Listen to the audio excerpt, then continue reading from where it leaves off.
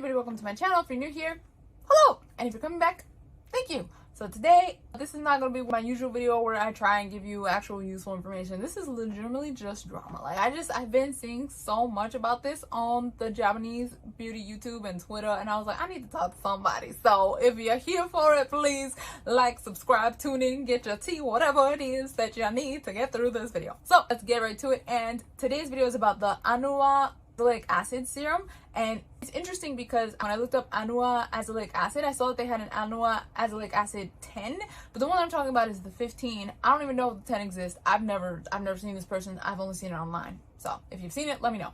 Anyway, so long story, hopefully medium rare, is that Kazunosuke, he made a video about the Anua Azaleic Acid serum, and essentially what he's saying is, looking at the ingredients list, the first ingredient that you have is water, but then after that you have azelaic acid, and then after that you have suisanka natrium. Suisanka natrium is sodium hydroxide, if I remember correctly, and essentially azelaic acid is an acid, sodium hydroxide is a base, so that, you know, they kind of like on the opposite ends. And he's saying that these two in the formulation, they, you know, they neutralize each other. And so what is in that product is not actually azelaic acid, but rather disodium azelate, or azelaisan 2 natrium. Okay.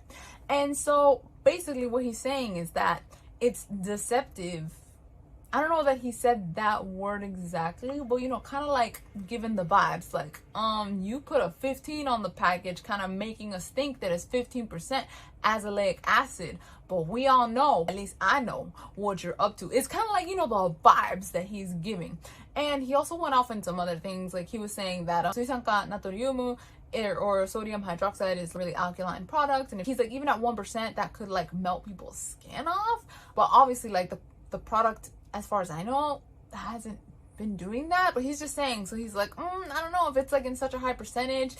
I'm kind of like hesitant about that, is kind of what he was saying. And then he was also mentioning about how, like, so the 15%, or the 15, again, it doesn't say percent on the package, but it has a 15, which would potentially make people think that this has 15% azelaic acid, pure azelaic acid.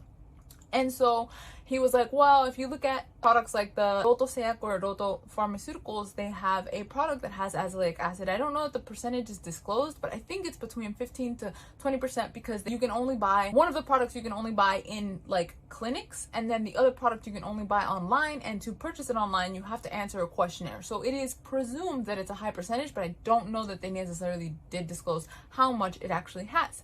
So anyway, he basically, you know, compares this formulation to the Roto one, and he's like, you know, like, if you want a secure thing, go with the Roto thing. I remember I'd seen the video, I think it came out around a month ago, and I was like, okay, spicy. But then here's where the drama starts, because then a bunch of different beauty creators started coming out with videos defending the Anua serum, and then they're like, no, what it is that you're saying, you're making all these exorbitant claims and all these things like that.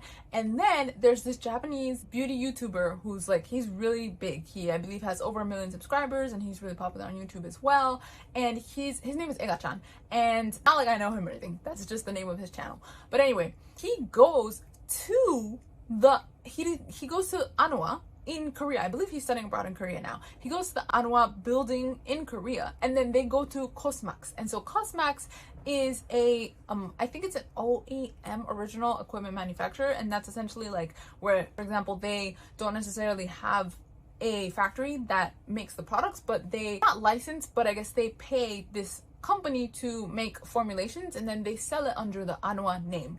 And this formulation was made by Cosmax, and so Ega-chan, he goes and he visits, he talks to the head researcher of this like particular product, and so then they're doing this back and forth, and they're talking about like the product.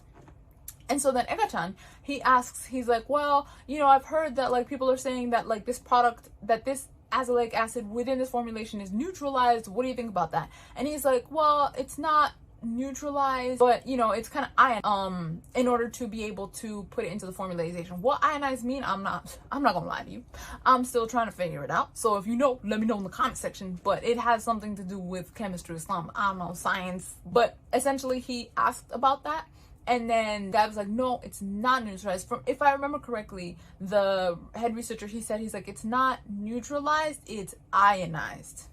And so he had asked some more questions about the product, and he's like, well, you know that like azelaic acid is a really finicky ingredient to formulate, and it's really hard to dissolve in, he said, I believe that it's hard to dissolve in both oil solutions and water solutions. But of the two, I believe that generally speaking, it dissolves better in oil-based formulas. So that's why when you see azelaic acid products, it's usually in a cream, and I believe that that's the reason why. And so he's like, well, then if you knew that this was better formulated in an oil-based formula, why didn't you create it in an oil-based formula? Then the head researcher, if I could remember correctly, he was like, well, the reason why we made this product is because azelaic acid is a product that is known to help with like the pimples and helping reduce oil production. But if you have a product, for example, like the delivery system is a cream, so you have like a cream, but the cream, in order to get that creamy texture and stuff, generally speaking, you'll have to put oils and things like that. So we want the benefits of azelaic acid, but we don't want the traditional oily delivery method. That's why we formulated the product the way that we did into this serum. We made it more a watery formula so that people with oily skin could use it. And so then Ega-chan, you know, he was like, oh, okay, like, yeah, okay, I get what it is. And so he kept trying to ask questions, but the Cosmac team kind of, I felt like they kept repeating the same thing over and over again a little bit. So it was very interesting. And then in the comment section of that video, you would see people that would say that like, oh, he's saying that it doesn't become a separate, like how, remember how Kazanosuke, he said that essentially it became disodium azelate. And so again, the Cosmac head researcher, he was like, oh, it doesn't become a different ingredient within the formulation. But then people in the comments were like, yeah, I mean, you could have these two ingredients interacting, they could totally become a completely different thing within the formulation, so that's not to be counted out. And also a lot of people were saying again that we think it's deceptive that you used 15 on the bottle to make it seem like you have 15% when it's probably likely, especially given all of this evidence that has come out, that it's not 15%. And so I'm just like, oh, you know, just watching it as a sideline. And so then you had Ega-chan come out with that video. And then there's this Japanese beauty creator who's Korean. I don't know exactly his like full history, but he's Korean and he makes videos for Japanese people talking about mostly Korean beauty products. And he then came out also in defense of Anua, and he was like, oh, you know, like, again, he was saying basically what the Cosmac creators, the Cosmac company was saying is that it's not neutralized, it's that it's ionized. And so it's just to make it easier to work into like this watery formula, and so it's actually like beneficial. And so then people in the comments started coming after him, and I was like, oh my gosh, like this is getting heated.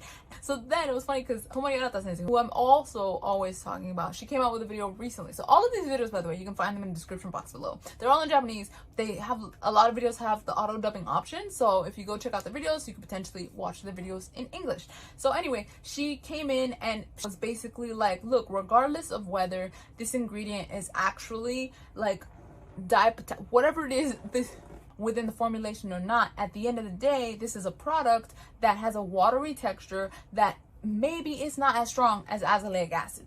Potentially, high chances that is not as potent as just having pure azelaic acid, for example, that you would have in the Noto Pharmaceuticals product.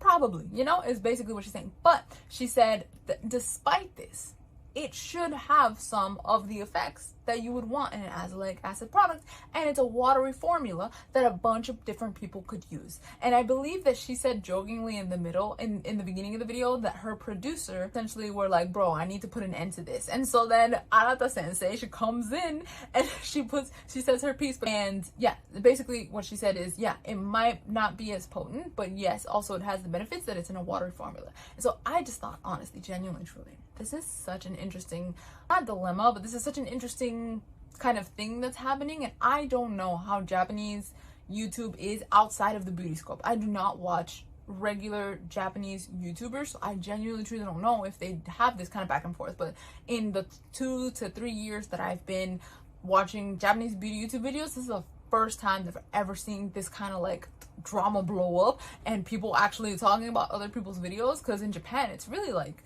you know, you don't, generally speaking, there's not a lot of, I would say, crossover, and they do collabs sometimes, but it's not as common, I think, as it is in, for example, in the States, from what I've seen.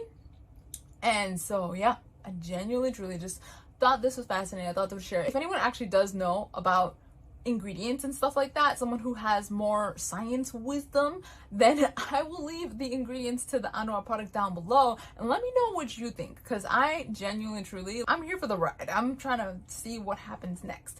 And so yeah, that's it for today's video. It's just some drama. Let me know what you think in the comment section. If you have any questions or concerns, please feel free to leave them down below. Don't forget to like and subscribe. And oh, I do have my stock code, so if you have any products that you would like to purchase and you don't have any other creators code that you would like to use, please feel free to use BOBEST9. The link is down below in the description box as well. And yeah, I'm working on a video about hair care, so hopefully that needs to come out by Friday. So I'll see you guys next Friday, and yeah, as always, hope you have a good day. Remember, God bless, BOBEST!